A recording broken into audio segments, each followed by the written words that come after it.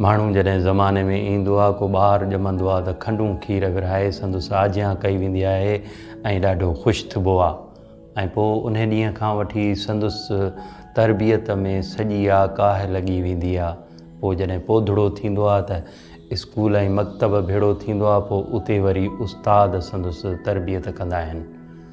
उन खां पोइ माहौल, यार दोस्त, मिट माइट, हर माण्हू संदसि तरबियत करे थो।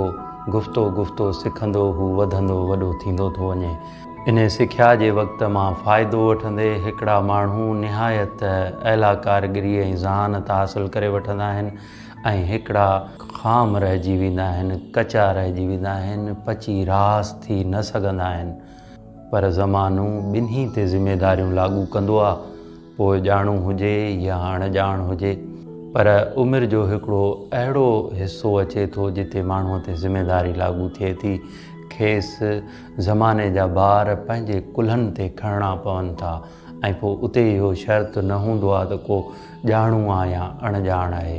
पोइ जेके ॼाणू माहिर हूंदा आहिनि उहे पंहिंजा ॿार पंहिंजूं ज़िमेदारियूं निहायत ख़ुशअस्लूबीअ सां ऐं बिना कंहिं तकलीफ़ सहण जे उकेरे पार पवंदा आहिनि।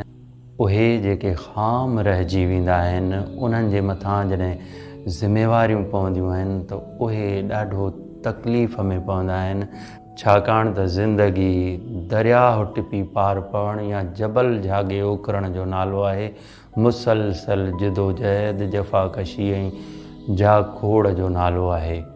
उहे माण्हू जंहिंजे मथां ॻरियूं ज़िमेदारियूं अचनि ऐं हू निभाइण जहिड़ा न हुजनि, खणी उकेरण जहिड़ा न हुजनि, उन्हनि जे हाल ते अफ़सोस हर कंहिंखे थींदो आहे। संदुनि हाल ते लतीफ़ साईंअ खां बि रड़ निकिरी वई ऐं चयईं त तारू तरियो वञनि नंढा वॾा वाहुड़ा। उहो जेको तारू आहे, उहो जेको ॼाणू आहे, उहो जेको कारीगर आहे, उहो जेको माहिर आहे, उन जे लाइ वाहुड़ यानी वहंदड़ पाणी पोइ नंढो आहे या वॾो आहे, पर का हैसियत का माना नथो रखे। ज़िंदगीअ जूं चैलेंजिस उन जे लाइ का हैसियत नथियूं रखनि। हू ख़ुशअस्लूबीअ सां तरी पार थो पवे। तारू तरियो वञनि नंढा वॾा वाहुड़ा। है बर तारुनि जीअं ॻरा मथिनि मोलिया। पाणी तरी परे पार पवण जो हिकिड़ो क़ाइदो आहे त कंधीअ ते अचिबो आहे, पंहिंजो सामान सड़ो सभ जो सभु कंहिं हड़ में कंहिं बड में ॿधी पंहिंजे मथे सां ॿधिबो आहे, यानी जीअं पटको ॿधिजे ईअं।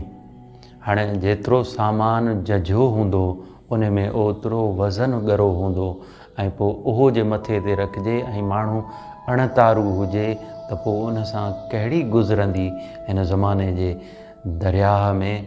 इन ते लतीफ़ साईंअ खां बि रड़ निकिती आहे। चई त उन्हनि जे हाल ते अफ़सोस जंहिंजे मथां वज़न वॾो आहे, जंहिंजे मथे जो मोलियो तमामु घणो ॻरो आहे ऐं हू पाण अणतारू आहिनि।